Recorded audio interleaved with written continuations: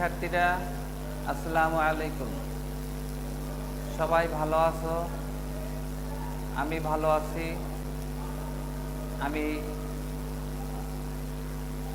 আনিসুল হক রুবেল, সহকারী শিক্ষক,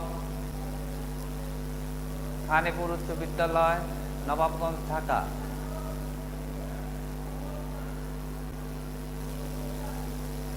আমি আজ অষ্টম শ্রেণীর বাংলা বিষয়ের উপর বঙ্গভূমির প্রতি মাইকেল মধুসূদন দত্তের লেখক পরিচিতি সম্পর্কে বলবো। পরে একটি সৃজনশীল সে সম্পর্কে আলোচনা করব। তো আজকের এই যে লেখক পরিচিতি সম্পর্কে যে ধারণা, এ সম্পর্কে আমাদের ধারণা থাকা প্রয়োজন। কারণ একজন লেখক সম্পর্কে ধারণা না থাকলে সেখান থেকে আমাদের সংক্ষিপ্ত প্রশ্ন কিংবা নৈবেদিক প্রশ্ন থাকতে পারে, সেক্ষেত্রে আমাদের জানার প্রয়োজন। তো শিক্ষার্থী বন্ধুরা, আমরা লেখক পরিচিতি সম্পর্কে জানি। আজকের এই বঙ্গভূমির প্রতি মাইকেল মধুসূদন দত্ত যে কবিতাটা লিখছেন, সেই মাইকেল মধুসূদন দত্তের জন্ম 25শে জানুয়ারি 1824 খ্রিস্টাব্দে। তার জন্মস্থান যশোর জেলায় কেশবপুর থানাধীন সাগরদাড়ি গ্রামে। তার পিতার নাম রাজনারায়ণ দত্ত। মাতার নাম জাহ্নবী দেবী। বঙ্গভূমির প্রতি মাইকেল মধুসূদন দত্তের যে লেখা, তিনি এই মাইকেল মধুসূদন দত্ত কোথায় তার শিক্ষা জীবন লাভ করছে সে সম্পর্কে আমাদের জানার প্রয়োজন। কলকাতার Lalbazar grammar school, Hindu college এবং পরবর্তীতে বিশপ কলেজ তিনি ভর্তি হন। তিনি ব্যারিস্টারি পড়ার জন্য বিলাতে গিয়েছিলেন। বিলেত যাকে বলা হয় লন্ডন যুক্তরাজ্য। তার এই মাইকেল মধুসূদন দত্তের প্রথম জীবনে তিনি আইন পেশায় জড়িত ছিলেন। পরবর্তীতে মাইকেল মধুসূদন দত্ত লেখালেখি নিয়ে ব্যস্ত ছিলেন এবং লেখালেখি করেই তার জীবন নির্বাহ করেন। এই মাইকেল মধুসূদন দত্তের কিছু কাব্যগ্রন্থ সম্পর্কে আমরা জেনে নেব। তার কিছু কাব্য নাটক, তিনি কাব্য লিখছেন তিলোত্তমা, সম্ভব কাব্য, মেঘনাদবধ কাব্য, রুদ্রাঙ্গনা কাব্য, বীরাঙ্গনা কাব্য ইত্যাদি। প্রহসন, একেই কি বলে সভ্যতা, এরকম। আবার নাটক লিখছেন শর্মিষ্ঠা, পদ্মাবতী ইত্যাদি। ইংরেজি নাটক ও নাট্য অনুবাদ, রিচিয়া, রত্নাবলী, শর্মিষ্ঠা, নীলদর্পণ ইত্যাদি এভাবে লিখছেন। গদ্য অনুবাদ হেক্টর বোধ। তার শেষ জীবন, তার মৃত্যুকালীন সময় 1873 খ্রিস্টাব্দে 29শে জুন তিনি মৃত্যুবরণ করেন। তো শিক্ষার্থীবৃন্দ, এ কবিতার পাঠের মাধ্যমে আমার নিজের দেশ স্বদেশের প্রতি আমাদের কি ভালোবাসা, শ্রদ্ধা থাকা উচিত সে সম্পর্কে আমরা আলোচনা করব।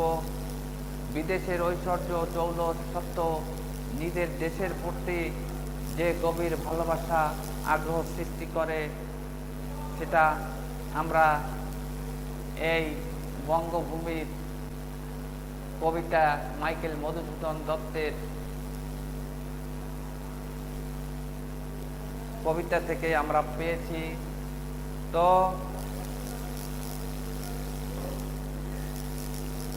আমরা যে আলোচনাটা করলাম লেখক পরিচিতি সম্পর্কে, এখন আমরা সৃজনশীল প্রশ্নটি দেখব। কি লিখছে? সৃজনশীল: আবার আসিব ফিরে ধানসিঁড়িটির তীরে, এই বাংলায় হয়তো মানুষ নয়, হয়তো বা শঙ্খচিল শালিকের বেশে, হয়তো ভোরের কাক হয়ে এই কার্তিকে নবান্নের দেশে কুয়াশার বুকে ভেসে একদিন আসিব এই কাঁঠাল ছায়ায়। তারপর লিখছে, মরিতে চাহি না আমি সুন্দর ভুবনে, মানবের মাঝে আমি বাঁচিবার চাই, এই সূর্য করে এই পুষ্পিত কাননে, জীবন্ত হৃদয়ের মাঝে যদি স্থান পাই। কবির ভাষায় কত সুন্দরভাবে লিখেছেন, আবার আসিব ফিরে ধানসিঁড়িটির তীরে। তো কবি মাইকেল মধুসূদন দত্ত তার ভাষায় লিখছে। আমরা এখানে দেখব বাংলা ভাষায় রচিত প্রথম মহাকাব্যের নাম কি। ক নাম্বার সৃজনশীল প্রশ্নের বাংলা ভাষায় রচিত প্রথম মহাকাব্যের নাম কি? বাংলা ভাষায় রচিত প্রথম মহাকাব্যের নাম মেঘনাদ বধ কাব্য। বাংলা ভাষায় রচিত প্রথম মহাকাব্যের নাম মেঘনাদ বধ কাব্য। কবি বর প্রার্থনা করেন কেন? ব্যাখ্যা করো। কবি বর প্রার্থনা করেন কেন? ব্যাখ্যা করো। কবি দেশ মাতৃকার স্মৃতিতে পদ্ম ফুলের মতো ফুটে থাকার জন্য বর প্রার্থনা করেন। মাইকেল মধুসূদন দত্ত তার জন্মভূমিকে প্রচণ্ড ভালোবাসেন। তিনি তার প্রিয় জন্মভূমি যেন তাকে মনে রাখেন, হৃদয়ে স্থান দেন। দেশ মাতৃকার এই দেশের স্মৃতিতে পদ্ম ফুলের মতো ফুটে থাকার মধ্য দিয়ে তিনি অমরতা লাভ করতে চান। কবি আকুলভাবে তার স্বদেশের কাছে সেই বর প্রার্থনা করেন। মাইকেল মধুসূদন দত্ত আকুলভাবে তার বর প্রার্থনা করেন। কবি মাইকেল মধুসূদন দত্ত বঙ্গভূমির প্রতি সৃজনশীল গ নাম্বার যে প্রশ্নটা, সেটা আমরা একটু দেখব। উদ্দীপকের প্রথম কবিতাংশের আলোকে ফুটি যেন স্মৃতি জলে, চরণটি ব্যাখ্যা করো। উদ্দীপকের প্রথম কবিতাংশের আলোকে ফুটি যেন স্মৃতি জলে, চরণটি ব্যাখ্যা করো। তো উদ্দীপকের প্রথম কবিতাংশে বাংলার প্রকৃতিতে কবির অমরতা লাভের আকাঙ্ক্ষা ও স্বদেশ প্রেম প্রকাশ করেছে। ফুটি যেন স্মৃতি জলে, চরণটির মধ্যে দিয়েও একথার প্রকাশ পায়। সুজলা সুফলা শস্য শ্যামলা বাংলাদেশ আমাদের জন্মভূমি। এই মাতৃভূমি এদেশের প্রতি রয়েছে আমাদের সীমাহীন ভালোবাসা বাংলা মায়ের কোলে। তাই আমরা সকলেই তার মধ্যে দিয়ে একথাই প্রকাশ করি। উদ্দীপকে প্রথম স্তবকের কবি মৃত্যুর পরও পূর্বজন্ম হলে মানুষ অথবা শঙ্খচিল শালিকের বেশে বাংলা মায়ের কোলে ফিরে আসার আকুতি প্রকাশ করেছে। কবি এ আকুতির মধ্যে দিয়ে বাংলার প্রকৃতিতে অমরতা লাভের ইচ্ছা প্রকাশ পেয়েছে অকৃত্রিম স্বদেশ প্রেম। কবির এই স্বদেশ প্রেম অনুভূতি অমরতা লাভের আকাঙ্ক্ষা বঙ্গভূমির প্রতি কবিতার প্রশ্নোত্তর চরণটির সাথে সাদৃশ্যপূর্ণ। একজন বাংলা মায়ের কাছে ফিরে আসতে চেয়েছেন, অন্যজন বাংলা মা যেন তাকে মনে রাখে সেদিকে লক্ষ্য করেছে। বাংলার এই জন্মভূমি প্রতি কবির যে ভালোবাসা, সে ভালোবাসা যেন তার মৃত্যুর পরও থাকে সেদিকে লক্ষ্য করে কবিতার কথা ব্যক্ত করছে।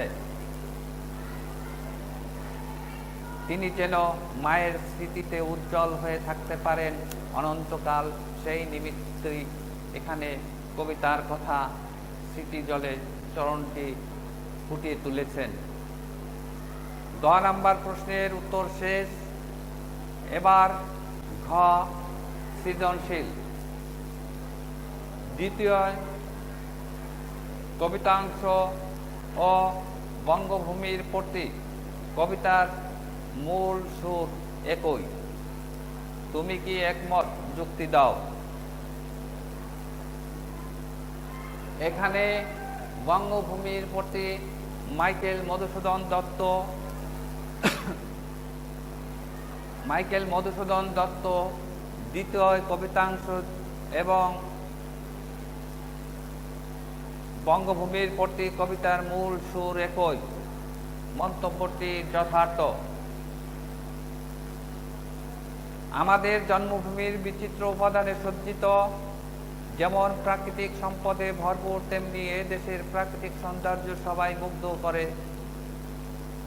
বঙ্গভূমির প্রতি কবিতার স্বদেশের প্রতি কবির শ্রদ্ধা ও একাত্মতা তীব্রভাবে প্রকাশ পেয়েছে। কবি তার স্বদেশকে অত্যন্ত ভালোবাসেন। স্বদেশের প্রতিটি বন্ধু বস্তু তাকে আকর্ষণ করে। তাই কবিতার মাকে আকুতি জানিয়েছেন তিনি যেন তার ছেলেকে ভুলে না যান। কবি তার এই বাংলার ভূমিতে মৃত্যুর পরও যেন সে শঙ্খচিল শালিকের মতো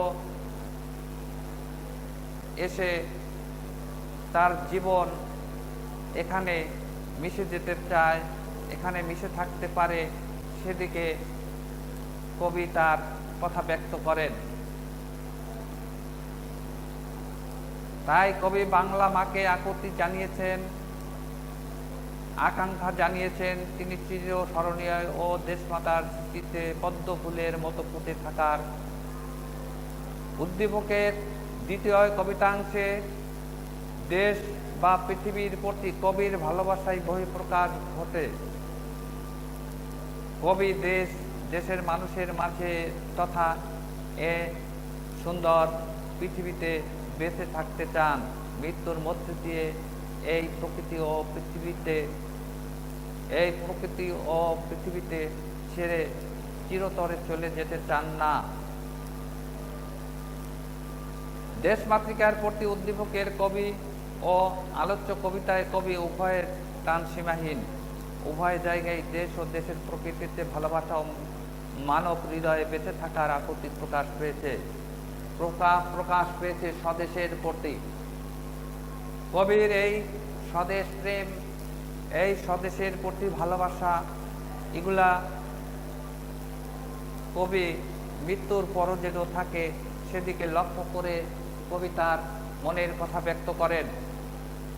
মাইকেল মধুসূদন দত্ত বাংলার কবি, তিনি যেন বাংলায় থাকেন সে কথা তার মনের কথা। তিনি এই জন্মভূমির প্রতি, এই মায়ের প্রতি, মায়ের ছেলে যেমন তার মায়ের কাছে থাকে তেমনি বঙ্গভূমির প্রতিও তিনি যেন থাকতে পারেন সে কথা তার মনের মধ্যে, সে কথা তার প্রকাশ পেয়েছে, তাই আমরা জানতে পারি মাইকেল মধুসূদন দত্ত তার বঙ্গভূমির প্রতি যে ভালোবাসা, সেই ভালোবাসার যেন চিরস্মরণীয় হয়ে থাকে।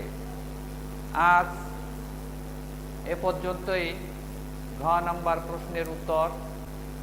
তো শেষ মুহূর্তে আমরা বলতে চাই যে আমরা যে প্রশ্নগুলা আছে বঙ্গভূমির প্রতি যে কবিতা আছে মাইকেল মধুসূদন দত্তর, এছাড়া আবার আসিব ফিরে, এই কবিতাটাও এর পূর্বেই আলোচনা করা হয়েছে।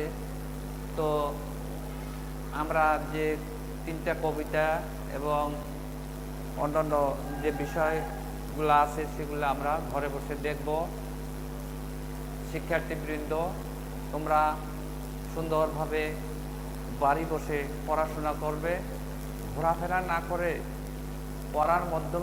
পড়ার মধ্যে জীবনটাকে সাজিয়ে তোলো। তো আজকের মতে এখানেই শেষ করব। আমরা যেন সবাই সুখে শান্তিতে ভালো থাকি, সবার সুস্থতা কামনা করে আজকে আমি শেষ করছি। সবাই ভালো থাকো। ধন্যবাদ।